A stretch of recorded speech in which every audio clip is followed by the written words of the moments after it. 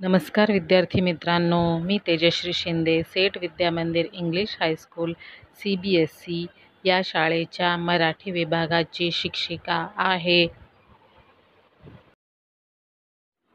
आज आपण धडा 12वा मुन्नूचे स्वातंत्र्य हा शिकणार आहोत. चला तर मग या धड्यामध्ये बघा, त्या चित्रामध्ये दिसतो एक मुन्नू तुमच्यासारखाच मुलगा आणि त्याची आई त्याला ओरडते. तर आपण बघूया काय मुन्नूचं स्वातंत्र्य, आई का बरं त्याला ओरडते आहे. पान नंबर 54 उघडा. आई, तू तर सांगत असतेस की आपल्याला स्वातंत्र्य मिळाले आहे, पण आज जेव्हा मी दादाच्या कोटामधून फाउंटन पेन काढले आणि जमिनीवर लिहिण्यास सुरुवात केली, तेव्हा तू माझ्या हातातून पेन हिसकावून घेतलेस. मुन्नू आईला बोलतो, अरे आपल्याला तर स्वातंत्र्य मिळालंय, मग मी पेननी जमिनीवर लिहित होतो तर तू माझ्याकडून हिसकावून घेतलंस. आता पुढे बघूया. रात्री जेव्हा मी गरम दूध पीत नव्हतो तेव्हा तू म्हणालीस, दूध पी नाहीतर एक धपाटा घालीन, आणि दुधाचा ग्लास माझ्या तोंडाला लावलास. बघा मुलांना, ते चित्रामध्ये दिसतंय दुसऱ्या ताई त्याला दुधाचा ग्लास देते दूध प्यायला आणि त्याला ओरडते, पी नाही तर एक धपाटा देईल.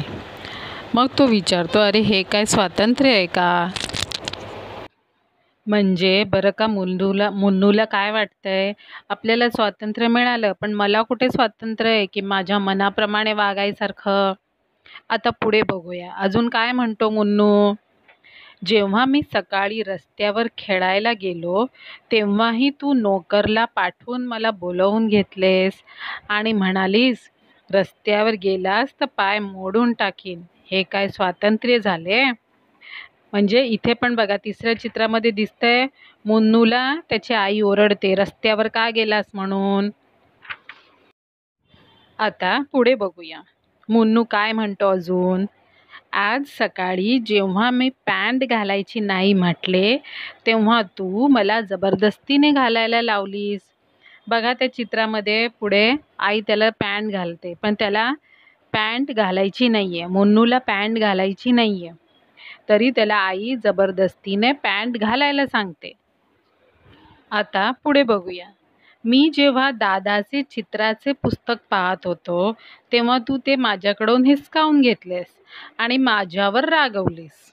आता बघा, त्या चित्रामध्ये मुन्नू कुठला पुस्तक पाहतोय, पण तेव्हा पण त्याची आई ओरडली, अरे तू दादाचं पुस्तक कशाला घेतलंस.